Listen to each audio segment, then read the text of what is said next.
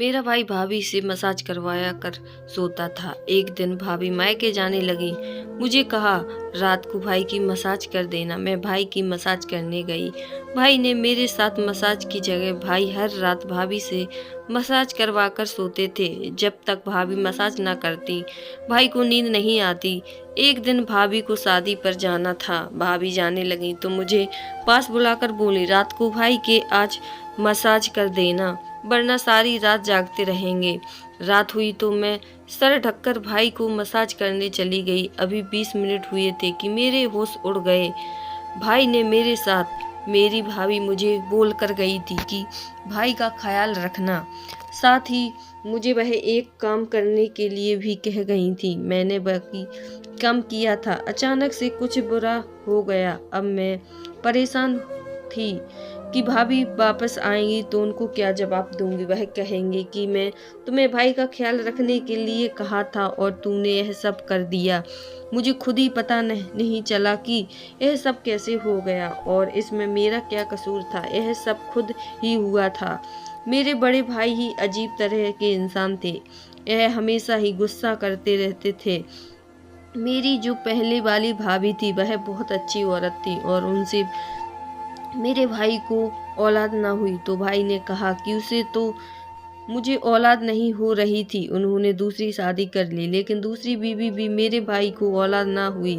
भाई सबको कहते थे कि सारे बाजें औरतें मेरी ही नसीब में लिखी हैं, मेरी ही उनसे शादी हो जाती है। भाई ने दूसरी शादी को भी छोड़ दिया। वह बेचारी बड़ी अच्छी थी। उन्होंने कहा कि मुझे नहीं छोड़ो, मेरे आगे पीछे कोई नहीं है। लेकिन भाई ने कहा कि मैं तुझे रख कर क्या करूँगा, तेरा मुझे क्या फ़ायदा। जबकि उन्होंने इस औरत के साथ 4 साल गुजारे थे और 4 साल में भी वही इतनी ज़्यादा बुरी लगने लगी थी। जब शादी हुई थी तो उस वक्त काफ़ी सुंदर थी। पता नहीं मेरे भाई औरतों के साथ क्या करते थे कि उनकी हालत ऐसी हो जाती थी। मेरे भाई ने अब तीसरी शादी कर ली थी। मेरे मन में मेरे माँ बाप इस दुनिया से चले गए थे और मैं अपने भाई के साथ अकेली रहती थी। मेरे बाबा जिंदा होते वह मुझे कभी भी भाई के साथ अकेला नहीं छोड़ते। भाई ने घर अलग लिया हुआ था। वह बहुत बीमार थे। उन्होंने बहुत अच्छा घर बनाया था। उनके घर में टीवी, फ्रिज, एसी सब कुछ था। हम लोग जरा भी गरीब नहीं थे। मेरा भी दिल करता था कि मैं अपने भाई के घर में हमेशा टीवी देखूं, फिर फ्रिज से ठंडा पानी निकाल कर पीऊं, गर्मियों में एसी के मजे लूं, आराम से सो सकूं। मेरे भाई को माँ बाप की मर जाने के बड़ा दुख था, इसलिए उन्होंने मेरी जिम्मेदारी ले ली और कहा कि वह मेरा ख्याल रखेंगे। यह जो मेरी तीसरी वाली भाभी थी यह भी मासूम थी। भाई कहते थे कि मेरे नसीब में सारी औरतें बाज हैं जो बच्चा पैदा नहीं कर सकती, लेकिन दरअसल उनके नसीब में ऐसी औरतें आई थी जो बहुत ही ज़्यादा शरीफ और मासूम होती थी। यह भाभी भी बहुत अच्छी थी। मेरे भाई मेरी भाभी से बहुत ज़्यादा सेवा करवाते थे। पूरा दिन उनकी कोई ना कोई फरमाइश होती थी। बिना मौसम की चीज़ पकवाते, कभी तो कहते पकौड़े बना कर दो, कभी कहते चाय बना दो और मुश्किल से मुश्किल खाना बनवाते रहते थे। मुझे कहते थे कि तुम भी खाया पिया करो, ऐश किया करो, काम करने के लिए कोई ज़रूरत नहीं है। वैसे भी घर के काम करने के लिए भाभी ने नौकर लगा के रखे थे, लेकिन खाना पकाने की सारी जिम्मेदारी मेरी भाभी की ही थी। मैं उनकी मदद किया करती थी, पर मेरे भाई कहते थे कि कोई ज़रूरत नहीं है तुम्हें काम करने की। अगर तुमने काम किया तो मैं भगवान के यहाँ जाकर अपने पापा को क्या मुंह दिखाऊंगा। भाई को मुझे बहुत प्यार मोहब्बत थी।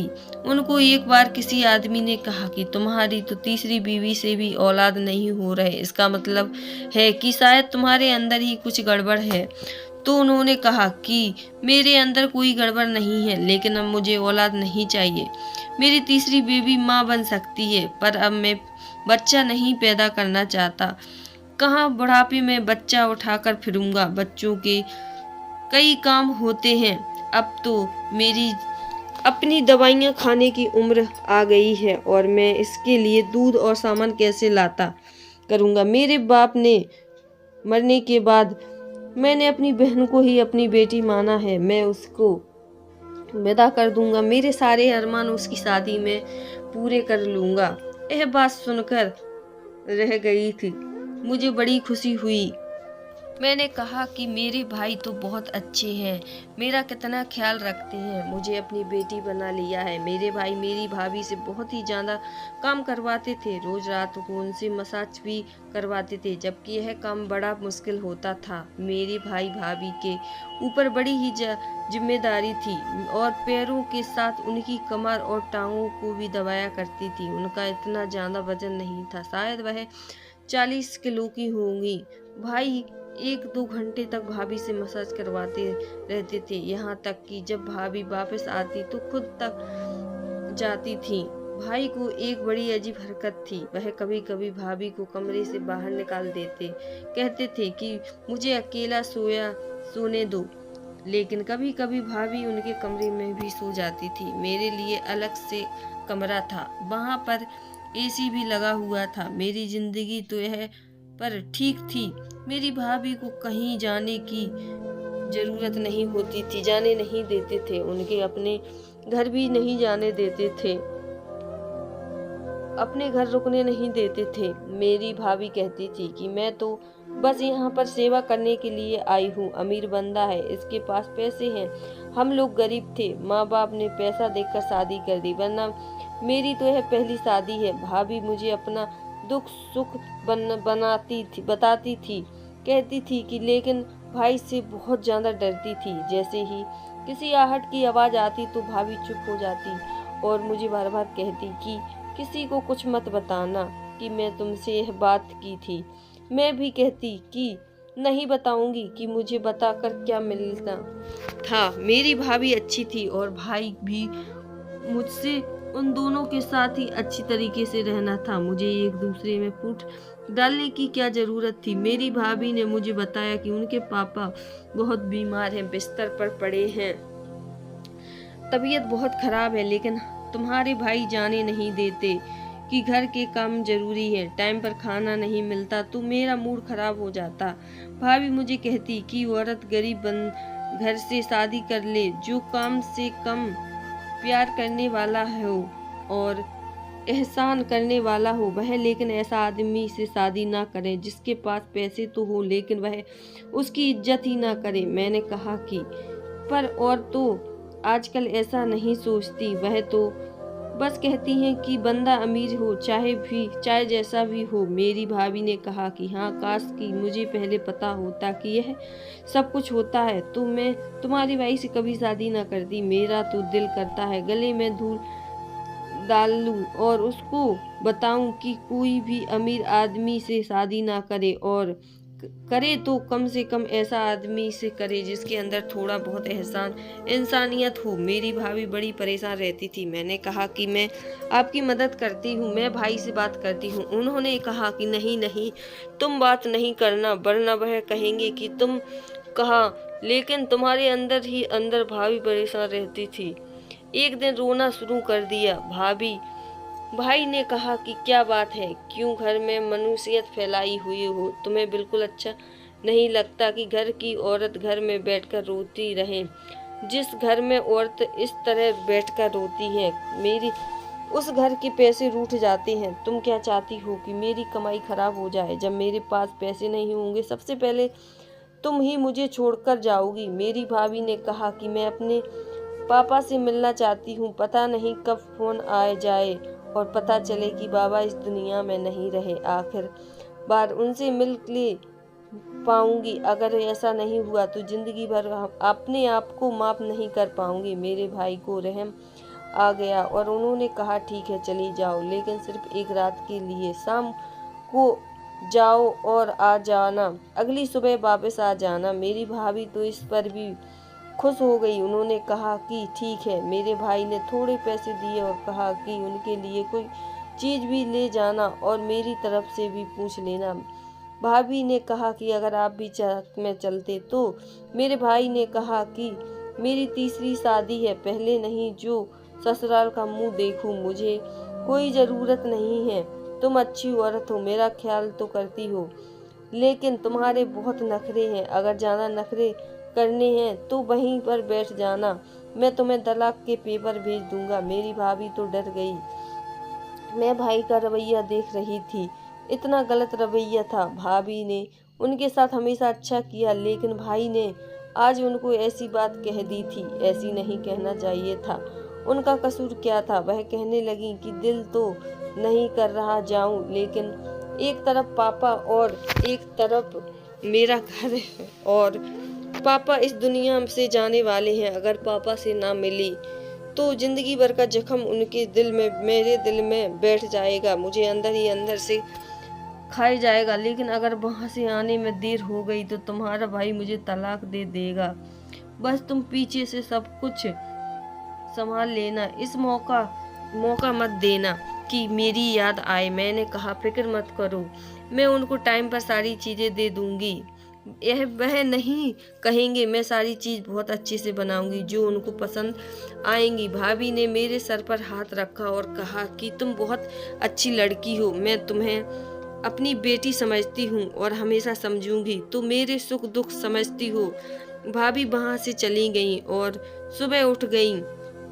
मैं सुबह उठ गई। पहले मैंने भाई को नाश्ता बनाकर दिया, उसके बाद खाना, शाम को चाय के साथ भी काफ़ी चीज़ें बनाई, लेकिन वह बिल्कुल भी खुश ना हुए। उन्होंने कुछ नोट भी नहीं किया, यह भी नहीं कहा कि बहुत अच्छा बनाया है। वैसे तो वह मुझसे इतना प्यार करते, लेकिन इस मामले में उनकी जुबान से एक लफ्ज भी नहीं निकला, क्योंकि शायद उनको औरतों की तारीफ करने की आदत नहीं थी।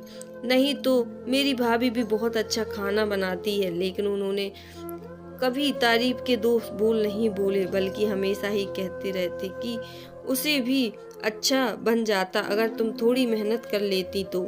रात हुई तो मैं भाई ने आवाज दी। मेरी भाभी ने मुझे कहा था कि मसाज के बगैर भाई को नींद नहीं आती, यह काम तुम कर लेना। मैंने कहा कि ठीक है, मैं कर दूंगी। उन्होंने मुझे आवाज दी। मैं भी कमरे में चली गई। उन्होंने कहा कि मैं मालिश करवाता हूँ तो मुझे नींद आती है। तुम्हारी भाभी चली गई, नहीं तो यह काम तो उसका था। मैंने कहा कि कोई बात नहीं, वह तो सुबह आएंगी, मैं कर देती हूँ।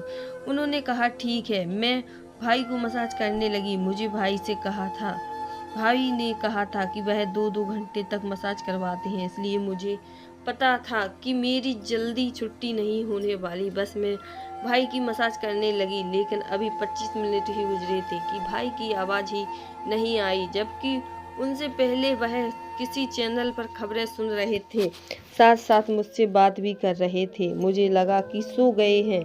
मैंने सोचा कि अगर सो गए हैं तो फिर मैं वापस अपने कमरे में चली जाती हूँ। मैं कमरे में चली गई। मेरी छुट्टी हो गई। 25 मिनट में ही मेरी जान छूट गई। लगता है मैं बहुत अच्छी सी मसाज किया हूँ। तभी उनको नींद आ गई, शायद थके हुए थे। मैं कमरे में आई तो भाभी के घर से फोन आया। पता चला कि भाभी के बाबा का देहांत हो चुका है। भाभी ने बोला तुम अपने भाई को लेकर जल्दी वहां पर पहुंच जाओ। मैं भाई के कमरे में उनको जगाने के लिए जाई गई। उतनी बड़ी बात थी, भाभी के बाबा की मौत हो चुकी थी, लेकिन जब मैं भाई को जगाने की कोशिश की तो वह उठ ही नहीं रहे थे। मैंने उनको आवाज़ दी, फिर उनके कंधों पर हाथ लगाया। जब मैं उनकी तरफ गौर से देखा तो न जाने क्यों मुझे ऐसा लगा कि जैसे वह इस दुनिया में ही नहीं है, इस दुनिया से जा चुके हो। लेकिन मैं पास वाली आंटी के घर चली गई। वह बहुत अच्छी थी। उनके परिवार में हमारे अच्छे ताल्लुकात थे और उनके छोटे बच्चे थे। वह वहीं पर ही रहती थी। मैंने उनको कहा कि मेरे भाई उठ ही नहीं रहे हैं। उन्होंने भी अपने दिल पर हाथ रख दिया, कहा सब ठीक तो है। घर में उनका एक कर्जन आया हुआ था, उसको लेकर अपने घर आई। उससे चेक किया तो कहने लगा कि यह अब इस दुनिया में नहीं रहे। यह सुनकर तो हैरान रह गई। मेरे कदमों तले से जमीन निकल गई। मुझे इस औरत ने कहा कि उसने क्या खिलाया। मैं तो कुछ नहीं खिलाया था, मैंने तो उनको अच्छे से खाना खिलाया और मैं उनको मसाज कर रही थी। मुझे लगा सो गए, लेकिन मुझे नहीं पता कि सब क्या हो गया। भाभी को यह बात बताई तो भाभी तो दहल कर रह गई। उन पर कयामत टूट पड़ी। एक तरफ उनके पापा मर गए, दूसरी तरफ उनके पति बड़ी मुश्किल हालात थी, भाभी पर बड़ी मुश्किल आन पड़ी थी। सबसे ज़्यादा तरस मुझे अपनी भाभी पर आ रहा था। जब वह वापस आई तो उनके पापा भी इस दुनिया से जा चुके थे। भाई को भी हार्ट अटैक आया था। उनके पति भी इस दुनिया से जा चुके थे और आज इस बात को 11 दिन हो गए थे। भाई की सारी जायदाद और पैसे वगैरह मेरे और भाभी के नाम हो गए। अब मैं और भाभी इस घर में रहते हैं। मेरी भाभी ने कभी भाई का जिक्र नहीं किया। वह भी यह नहीं कहती कि मुझे उनकी याद आ रही है। याद भी कैसे आएगी, उनको बहुत तंग किया था। मेरी भाभी की एक बहन थी जो अकेली हो गई थी। वह भी हमारे साथ रहती थी। उसकी और मेरी उम्र बराबर थी। मुझे तो एक अच्छी सहेली मिल गई थी। उसके साथ वक्त गुजर जाता पता ही नहीं चलता। हम दोनों में पढ़ाई भी शुरू कर दी।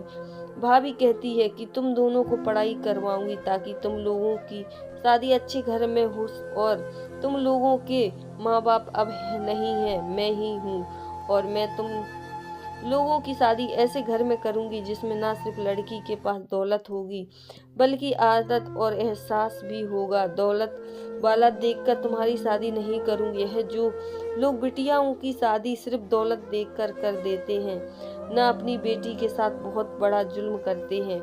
मैं तो तुम दोनों को अपनी बिटिया माना है। मैं तुम्हारे साथ ऐसा नहीं करूंगी। अच्छी जगह तुम्हारी शादी करवाऊंगी। भाभी बहुत अच्छी है, हमारा बहुत ख्याल रखती हैं। भाई के साथ साथ यही होना था। उन्होंने इतनी सारी औरतों के दिल दुखाया क्योंकि मेरी भाभी ने मुझे बाद में बताया कि तुम्हारे भाई कभी बाप नहीं बन सकते थे, लेकिन हमेशा इस बात का इल्ज़ाम औरतों पर लगाते रहे और उन्हें तलाक देकर उनकी ज़िंदगी बर्बाद कर देते थे। वह इस दुनिया से चले गए। अभी भी उनके साथ अच्छा ही हुआ था। वह नींद में अपनी जान खो बैठे, नहीं तो ऐसे लोगों का अंजाम अच्छा नहीं होता और दुनिया में तमाशा देखते हैं। कहानी पसंद आए तो चैनल को लाइक शेयर सब्सक्राइब करना। हर हर महादेव।